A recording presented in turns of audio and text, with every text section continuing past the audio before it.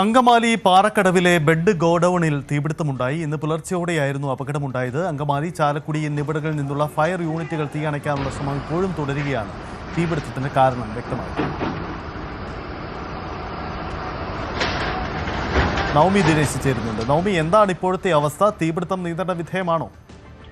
എന്തായാലും തീ നിയന്ത്രണ വിധേയമാണെന്നാണ് നമുക്ക് അറിയാനായി സാധിക്കുന്നത്. ഇന്ന് പുലർച്ചയോടുകൂടിയായിരുന്നു ഈ തീപിടുത്തം കണ്ടത്. റോഡിലൂടെ രാവിലെ നടക്കാൻ പോയവരാണ് ഈ ബെഡ് ഗോഡൌണിന് സമീപത്തായി വലിയ രീതിയിൽ തീയും പുകയും ഉയരുന്നത് കണ്ടത്. ഉടനെ തന്നെ ഫയർഫോഴ്സിനെ വിവരം അറിയിച്ചു. അങ്കമാലി, ചാലക്കുടി എന്നിവിടങ്ങളിൽ നിന്നുള്ള ഫയർഫോഴ്സ് യൂണിറ്റ് എത്തി തീ അണച്ചു. എന്തായാലും തീ നിയന്ത്രണ വിധേയമാണെന്നാണ് ഇപ്പോൾ ഏറ്റവും ഒടുവിലായി ലഭിക്കുന്ന വിവരം.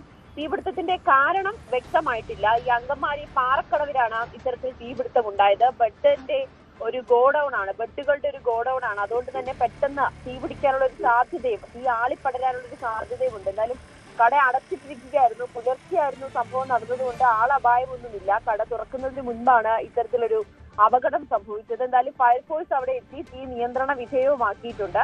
എന്തുകൊണ്ടാണ് ഈ തീ പിടിച്ചതെന്ന് ഉള്ളൊരു കാരണം അന്വേഷിച്ചുകൊണ്ടിരിക്കുകയാണ്. അങ്കമാലി പാറക്കടവിലാണ് ഇത്രയും വലിയൊരു തീപിടുത്തം ഉണ്ടായത്. പുലർച്ചെയാണ് നാട്ടുകാരുടെ ശ്രദ്ധയിൽപ്പെട്ടത്. രാവിലെ നടക്കാൻ പോയവരുടെ ശ്രദ്ധയിൽപ്പെടുകയായിരുന്നു ഈ വലിയ രീതിയിലുള്ള തീയും പുകയും.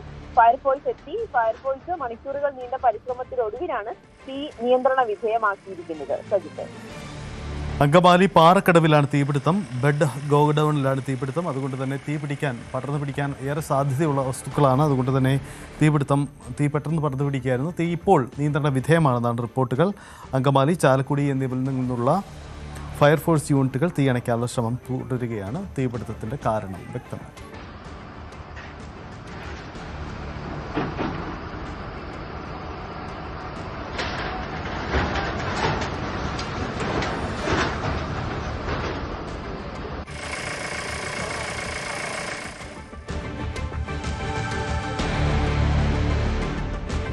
യുവാവ് സഞ്ചരിച്ച സ്കൂട്ടറിനുള്ളിൽ പാമ്പ്. കിലോമീറ്ററുകളോളം യാത്ര ചെയ്തിട്ടും യുവാവ് കടിയേൽക്കാതെ രക്ഷപ്പെട്ടു.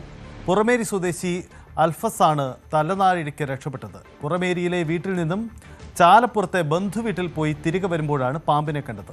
നാദാപുരം പോലീസ് സ്റ്റേഷന് സമീപം വെച്ച് കയ്യിലേക്ക് എന്തോ ഇഴഞ്ഞു കയറാൻ ശ്രമിക്കുന്നതായി തോന്നിയപ്പോഴാണ് ശ്രദ്ധയിൽപ്പെടുന്നത്. സ്കൂട്ടറിന്റെ ഹാൻഡിലിന്റെ ഭാഗത്താണ് പാമ്പിനെ കണ്ടത്. തുടർന്ന് വർക്ക്ഷോപ്പ് ജീവനക്കാരുടെ സഹായത്തോടെ പാമ്പിനെ പുറത്തെടുക്കും.